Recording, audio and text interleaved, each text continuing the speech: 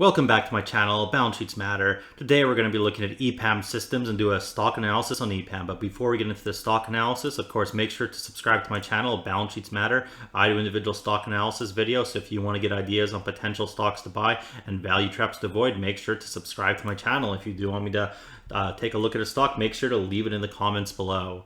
Okay, so getting into Epam systems here. Let's just look at a few of these little, say, top-level metrics here. Sometimes it's always nice looking at the Guru Focus value band here, but you can see things are looking way over rack right now. It's saying it could be significantly undervalued.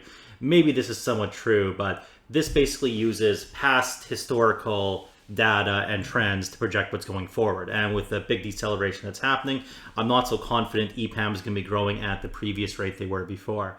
But even despite all of that, they are trading at a more attractive PE compared to before at 24.81 because they certainly were a very expensive company in the past, but maybe getting a little bit more expensive or less expensive now. But let's dive into the financials here. So you can basically see from before the historical growth trend, the revenue, it was great. They were growing at a really fast pace. In the end of 2020, $3 billion or $2.6 billion in revenue. The year after that, they were at 3.7 billion, and then the year after that, 4.8 billion. But that growth is not happening anymore. And you can see the last 10 years, average growth rate, 23% per year. So we're going to have to look at Epam systems, kind of realize that probably this growth rate going forward, or at least that's what the market's thinking, isn't going to be happening, and kind of get some more reasonable assumptions going forward in the future. So first of all, I'll always like to take a look at sometimes return on invested capital over the weighted average cost of capital. You can see Epam systems here, great return on invested capital. Even in the last year, they're still sitting at around 24%, and weighted average cost of capital, a little bit higher right now, about a 14%, but they've been historically around 10 or lower. So that's pretty good for them, but as you'll see from their strong financials and balance sheets, the weighted average cost of capital doesn't matter too much since they typically aren't having to raise any capital since they have a very strong balance sheet, as we'll show later. But you can see revenue trends being growing quite a bit, but you can see year ending December 2022, they had 4.8 billion in revenue, and now basically in the last rolling 12 months, which is half of it in 2023, they're only at 4.8 billion in revenue. So all that growth is completely decelerated. And this is probably a lot due to the oncoming recession. As many people may know, the yield curve's inverted, the Fed's hiking rates, they're kind of putting the economy into a recession. Is it going to be a soft landing? Is it going to be a hard landing? Who knows? Either ways, those are both types of recession. And companies are preparing for it, and they're certainly cutting back their spend with Epam. If you're not familiar with Epam, they kind of do enterprise software and development for various different industries. They do IT services, and just because of that, basically companies have been cutting back on that, not putting as much in, being more cost efficient around everything, and that's really hurt Epam sales right now. They also actually do have a lot of exposure to Ukraine as well because they did have employees there, although they're saying that's not affecting them. But if you wanted to take a look here, you can look at basically their people they employ, since they're all software developers. And the interesting thing is, well, you'll see that Ukraine, out of a lot of them, 10,000, it's the most densely area of basically software developers they have. But you can also see this employee count, they've been starting to cut it since 2022, and it's getting even lower in 2023. So they're tightening their belt also. They're not expecting a lot of growth currently right now in the short term because they're firing employees. They're not getting as much business. And we go back into the financials here, and you can actually also see that their gross margin has been significantly impacted. This might be because employees could be getting more expensive because of the inflation that's been occurring, or they're just having to cut the costs for their different services and their products. But right now, the margin trend, the gross margin for trend, is not very good for them because before they were sitting at much higher rates in the past, and they've been slowly trending down over time. So this might be just where the trend is overall going, but we should find they should stabilize somewhere. But there still could be more of a little pop up back to the more low 32s, because in 2019 and 2020 they were sitting more at about 35%. So when you start getting to 31, that's quite a big significant cut. But then at the operating margins, they've still been able to keep the operating margin pretty good. It's close to 13%, although it is still several points lower than it has been, say, in 2020 or 2019 or in the years of the past. Next thing, at least for them, interest expense. They don't have any interest expense because they don't have any debt. They have a little bit of interest income, but they're sitting pretty good over all of this. So basically any operating income they're getting, they're just paying taxes on it, and the rest can be, go to the different shareholders. Not that they really do that much. They've only actually recently started share buybacks, as I'll show you, as they haven't done any in the past history. But overall, it's a good growth company. They've decelerated in the growth, still a strong gross margin. Hopefully it's going to bounce back. Operating margin still relatively stable, down a little bit. So all this really is a repricing of the company. There's not really any actual problems with this. In most scenarios, most companies would be very happy with numbers like this. And we can basically see net income a little bit over 500 million in the last year. Even compared to last year, was still quite a bit of a jump. So that's still, pretty good. But compared to 2021, not that big of an increase. And then EPS is still sitting pretty good, 924 or 925 per share. But the one thing is, you can see they have been diluting their shares. This is mainly through stock-based compensation. They actually haven't been issuing new shares. But now that they are starting to buy back some shares, they're going to be at least offsetting that. So that's kind of one thing that they maybe could have done better, is to prevent some of this dilution. They probably could have actually repurchased some shares in the past, which they chose not to do. But, they could do it now, and maybe that's a good thing because, prices are getting more attractive. So we go onto their balance sheet. Right now, total current assets almost sitting at $2.9 billion. A lot of this is just in cash, almost $1.8 billion in cash, and just under $1 billion in accounts receivables. So this is a lot of current assets. And if you compare this to their current liabilities, they have under $600 million in current liabilities. So if you think about that, basically excess cash they're sitting on, if you kind of math it out a little bit, you're probably sitting over $2.2 billion in excess cash and receivables. One thing I would say is maybe they're not doing the best they could with their cash, since the amount of interest they were getting, as we saw a little bit higher on here, the interest income seems pretty low. So I don't know where this cash is sitting, but they could at least maybe park it in some treasuries and actually be getting 5%.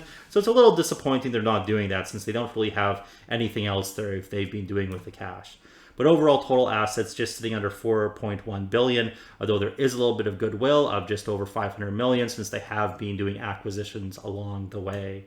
But overall, basically total liabilities only 830 million, and like I said, long-term debt, what you're sitting at 26 million, it's equivalently nothing for a company like this.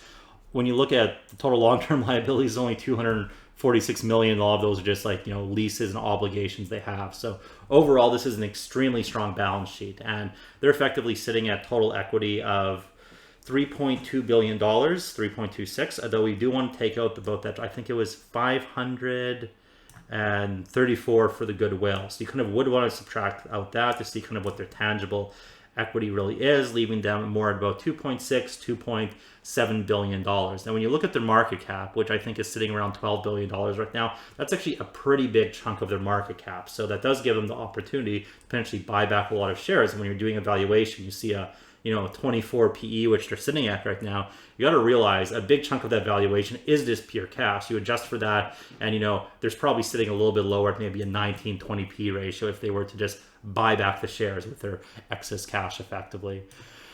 Let's see what they're doing on their cash flow statement. So we got a little bit of cash flow from depreciation going. As you can see, stock-based compensation has been increasing over the years, and to keep top talent, you do need to do that, but not too out of control. But it is significant. They should be able to start buying back more. As we know, they're we're making like 500 million, but you're in the 1 year there like 533 million net income from operations, but stock-based compensation is 137 million. So they actually have to just take a pretty good chunk of the money they're making to repurchase the shares that they're doing for the stock-based compensation. Just you have to keep that in mind for when they're doing the buybacks, that they do need to put that money back in to stop the dilution from happening.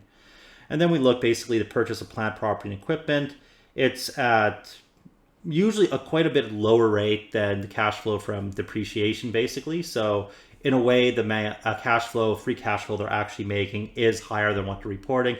Are they actually purchasing as much as plant, property, equipment they need to replace, or the depreciation schedule? Hard to say if they're going to have to accelerate it, since they're a software company, but they also do some spotty little acquisitions. There's only one little bit larger one of 315 million in 2020. Other than that, it's pretty spotty overall, but it is a portion of their business they do, but nothing too significant as of now. So we go down further, you can see no issuance of stock in any of basically of the recent years. No issuance of stock, but they have started repurchasing stock, and they do have a large repurchase. So I think this will help start putting a bottom in for the stock potentially, and is a good way to start returning capital to shareholders. Also, now that the stock price has fallen so much, they actually get to return capital to shareholders at a pretty good price, because they effectively weren't paying a dividend, they weren't buying back stock, and that's why they have like, you know, $1.8 billion of just cash sitting on their balance sheet. So let's pop into the interactive chart here and just kind of like, you know, look at the ratios, see what the, you know, relative valuation could be. And it's going to be quite a bit different than it was in the past going forward. So it's going to actually be, you know, hard to determine what a good valuation is. But let's bring up the price to sales ratio here. There's no point of actually bringing up any of the revenue with estimate or EPS with estimates, and I don't have any analyst estimates. But right now you can see we're sitting at a price to sales ratio of basically 2.74, which historically is pretty much lower and comparable to any of these lot lower periods in time. But then you also have to factor in of that, are they going to be able to, you know, get the same growth they were going before? So on a relative basis, they are trading a little bit cheaper, but you also do have to realize they have significantly decelerated in their growth as well. That growth very much after this recession could reaccelerate again to the previous pace. There's nothing really stopping it from that. So these are kind of your pros and cons you have to weigh. I don't have any of a clear example for it, but you can see overall in the stock price here, overall nice uptrend was going. They had a really big run, like many companies, basically from the whole since like 2020 got overvalued. They've come back down. They were supporting quite a lot at this 100-month moving average, and looking like they're testing it again. But this is kind of a pretty important technical support here. If they were to effectively start breaking this, and it was looking like they're not going to be growing as quick in the future, or there would be more deceleration, there could be more to fall. Although even with the current price they are now, we adjust for the cash, maybe a 20 PE ratio, that doesn't seem actually a bad valuation, even if they were to decelerate to around maybe like, you know, a 10% growth from the previous 23. So, you know, I actually do own a little bit of EPAM. I'll probably buy a little bit more, but again, this is one of these stocks that, because there's a lot of uncertainty in the world right now, there's a lot of uncertainty of what growth they're going to be able to start hitting again in the future, that the stock can get beaten down a lot. And when you do get these really big up moves like this, sometimes they can get balanced out by really big over exaggerations in the down moves. As we saw in the price to sales ratio here, the prices up here made no sense. Prices back here probably made a lot more sense. Right now, a little bit cheap if you think they're going to reaccelerate back in growth in the future. If they aren't, you know, maybe still potential downside. But I hope this analysis gave you some insights. Make sure to subscribe to my channel, like the video, and I'll see you in the next stock analysis.